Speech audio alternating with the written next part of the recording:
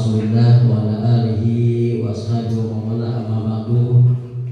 Yang saya hormati guru kita bersama Haji Agus Alian MAG. Yang saya hormati rekan-rekan seperjuangan yang berbahagia, karena udah malam saya sebutkan satu persatu, namun tidak mengurangi rasa hormat dan takdim saya kepada semuanya. Hadirin jamaah rahimakumullah, kemarin sudah kita jelaskan tentang masalah musyrik ya, atau syirik kepada Allah Subhanahu wa taala. Allah Subhanahu wa taala berfirman ya di dalam surat Al-Maidah ayat 72 ya.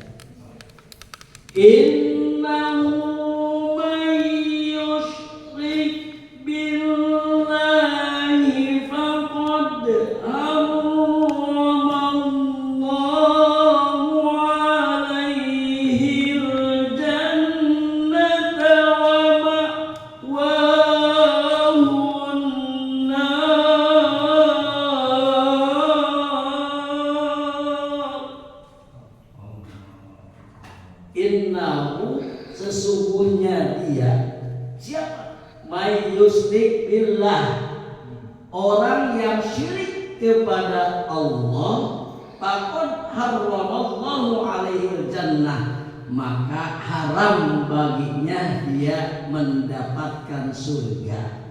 Ya. Orang yang syirik itu orang yang musyrik, beda syirik dan musyrik ya.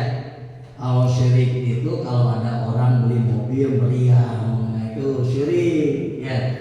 Tapi kalau orang yang musyrik itu orang yang menyekutukan Allah. Maka orang yang menyekutukan Allah, haramallahu alaihi jannah, maka haram baginya untuk mendapatkan surga Allah Subhanahu wa taala. Wa ma'wahun,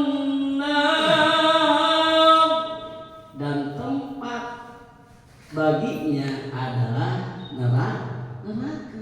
Ya, ini dijelaskan.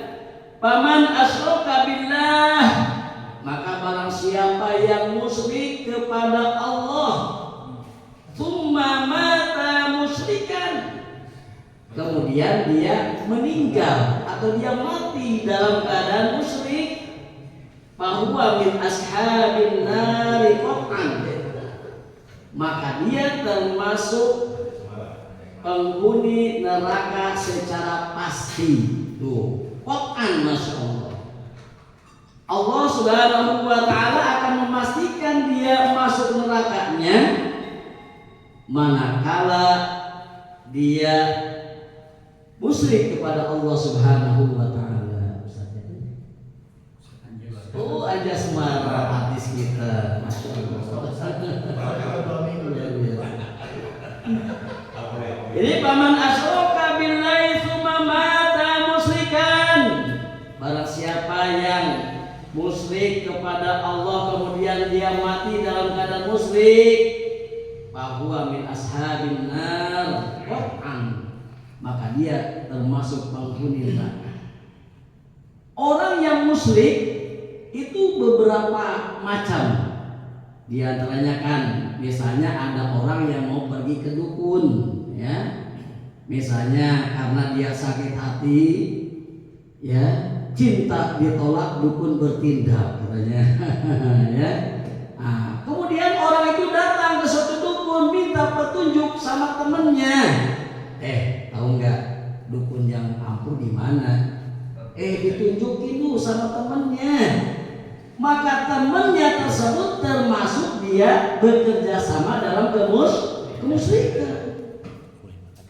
Kemudian setelah itu dia jalan ke suatu tempat yang dia tahu musyriknya, dukunnya ada di mana. Jalan, sepanjang jalan dia ingin menemui dukun karena ada kemusyrikan, maka seputar bannya itu, masya Allah, itu jadi kejelekan, dilipat gandakan oleh Allah kemusyrikannya, dosa-dosanya. Kemudian setelah dekat ke tempat dukun, kemudian nanya sama seseorang, mas, dukun Mbah Jamrong di mana? Oh, di situ tuh rumahnya. Nunjukin juga sama. Ya, orang yang nunjukin sama dengan orang yang berbuat musyrik. Kemudian setelah itu dia datang ke dukunnya, dukunnya dia berbuat musyrik. Kemudian punya kendaraan disewa untuk kemusyrikan, termasuk musyrik. Hanya Pak Haji Otip punya mobil, kalau bisa disewain sama orang yang mau berbuat musyrik, jangan. Sama dengan kita seperti melakukan kemusyrikan, ya. Jadi oleh karena itu, orang yang berbuat musyrik bukan orangnya saja, bukan dukunnya saja, termasuk beberapa aspek.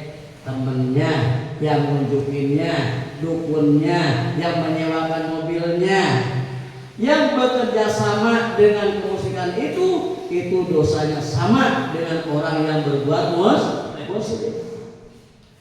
Kama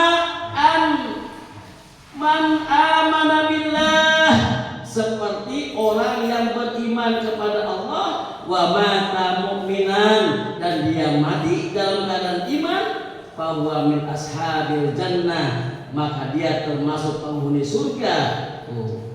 Wa in adaba binnar, walaupun dia sempat disiksa dengan api neraka. Jadi ada istilah gini, orang yang beriman walaupun dosa pada akhirnya nanti diangkat oleh Allah masuk surganya Allah Subhanahu wa ta'ala. Tapi berbeda dengan musyrik. Kalau musyrik itu tidak akan diangkat oleh Allah, dia penghuni neraka qat'an secara pasti, khalidina fiha, maka dia akan kekal di dalam neraka itu. Jadi orang yang beriman walaupun di dalam dirinya banyak pekerjaan maksiat, tapi tetap ada keimanan di hadapan Allah Subhanahu wa ta'ala, maka pada akhirnya orang tersebut akan senantiasa masuk surganya Allah Subhanahu wa ta'ala.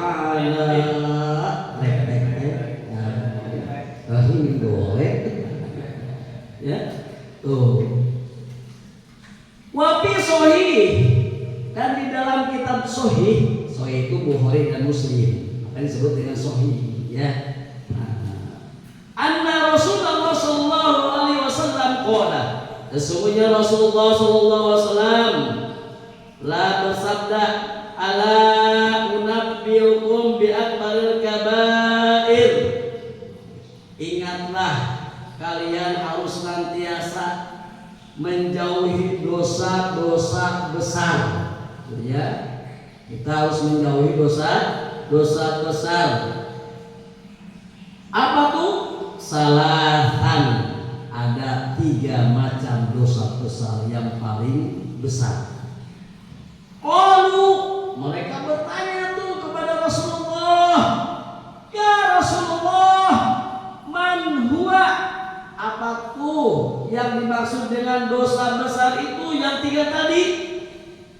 Bala ya Rasulullah, al-israku billah, 1 musyrik kepada Allah. Jadi musyrik kepada Allah termasuk dosa besar. Kemudian wa uququl walidain, orang yang senantiasa menghardik, ya, atau orang yang senantiasa berdosa kepada orang tua. Jadi kalau kita berdosa pada orang tua, ya tidak akan hidup berkah, ya. Maka terasanya kita sedih ketika orang tua sudah meninggal dunia, maka akan terasa kenapa enggak dari dulu kita berbuat baik sama orang tua, betul nggak? Tapi ketika kita ada, orang tua masih ada di hadapan kita, masya Allah, ada istilah barang anak bukan barang orang tua, betul nggak? Tapi barang orang tua sudah tentu barang anak, betul? Anak punya mobil atau anak punya motor, orang tua pinjam, kira-kira anaknya minta ganti bensin nggak? Pak, ganti bensinnya kosong itu, masya Allah. Tapi orang tua punya motor, masya Allah, anaknya pakai motor sampai habis bensinnya. Orang tua nggak usah, biar aja, ntar bapak yang bensinin lagi. Ya Allah, hebatnya orang tua. Coba kalau kita, masya Allah, masih ada orang tua kita bisa menyenangkan mereka, maka insya Allah surga bagiannya. Seperti kita melaksanakan ibadah umroh dan haji yang mabrur, kita dapat surganya Allah Subhanahu wa Ta'ala. Manakala kita sayang sama kedua orang tua kita, ya. Tapi tidak ada akhirnya, tetap kita sayang sama orang tua walaupun sudah nggak ada. Kita bacakan suratul Fatihah, insya Allah sampai. Yakin nggak? Yakin nggak? Yakin. Insya Allah akan senantiasa disampaikan oleh Allah Subhanahu wa Ta'ala, ya. Wa kana muttaqian, dan pada waktu itu Rasulullah sedang bersandar, ya. Jalasa, kemudian Rasulullah duduk. Nah, dari bersandar langsung duduk tuh, ya. Faqala, maka Rasulullah bersabda, ala wa qaulul jur. Yang ketiga, ingatlah kalian jangan ucapan-ucapan yang tidak baik. Man kana yu'minu billahi wal yawmil akhir falyaqul khairan aw liyasmut. Barang siapa yang merasa beriman pada Allah, maka dia harus berkata yang baik. Kalau tidak bisa berkata yang baik, maka dia diam saja, ya. Daripada kita ngomongin orang, masya Allah, orang yang diomonginnya itu akan dikurangi dosa-dosanya, dan dosanya akan diberikan kepada orang yang ngomonginnya. Naudzubillah summa naudzubillah. Maka kita jangan ngomongin orang, ya. Tuh, jadi ucapan-ucapan yang tidak baik, kata Rasul, itu termasuk bagian dosa yang besar. Tadi dosa besar ada 3 kata Rasul. Satu apa tadi? Musyrik kepada Allah. Yang kedua, uququl walidain, menghati orang tua, ya. Tuh, tidak baik kepada orang tua. Yang ketiga, dia mengucapkan ucapan yang tidak baik. Ala wa syahadatul jur. Ala, ingatlah. Tuh, apa sih ucapan-ucapan yang tidak baik? Wa syahadatul zur, yaitu yang termasuk saksi palsu, ya, ucapan yang palsu. Maka nggak boleh kita berani bersumpah. Maka kalau kita ingin membedakan mana orang yang suka bohong dengan mana orang yang tidak pernah bohong, lihatlah dari ucapannya. Kalau dia ucapannya sedikit-sedikit, dia sumpah, demi Allah saya kemarin dari Cibinong, ada yang gitu Pak. Demi Allah saya kemarin ketemu dengan Ustaz Cece. Nah, ada sumpahnya, padahal orang nggak minta dia sumpah. Dia dimurahi sumpah itu, padahal kalau sumpah itu kalau diminta baru dia ucapkan sumpah. Kalau nggak diminta jangan diucapkan sumpah. Kalau dia sembarangan mengucapkan sumpah, berarti dia termasuk orang yang bohong, ya. Jadi gampang, dia ucapannya dia bohong enggak. Kalau dia sedikit-sedikit sumpah, oh berarti itu orang bohong, ya. Jadi kalau kita sering mengucapkan sumpah, jangan sekarang, ya, karena kita sudah tahu. Nah, kemudian di sini dikatakan pamajala yukarriruha hatta qulna tahu sakata. Maka barang siapa yang terus-menerus dia mengucapkan sumpah siang dan malam, maka dia termasuk orang yang suka berbohong. Ini ada kitabnya Pak, ya. Jadi jelas orang yang banyak bersumpah itu termasuk orang yang berbohong ya. Kemudian Rasulullah mengingatkan lagi waqala sallallahu alaihi wasallam ijtanibu sab'a mubiqati, jauhilah ada 7 dosa besar ya. Pada kalau minha asyirku billah, maka aku jelaskan di dalam kitab ini, yaitu diantaranya ada syirik kepada Allah Subhanahu wa ta'ala.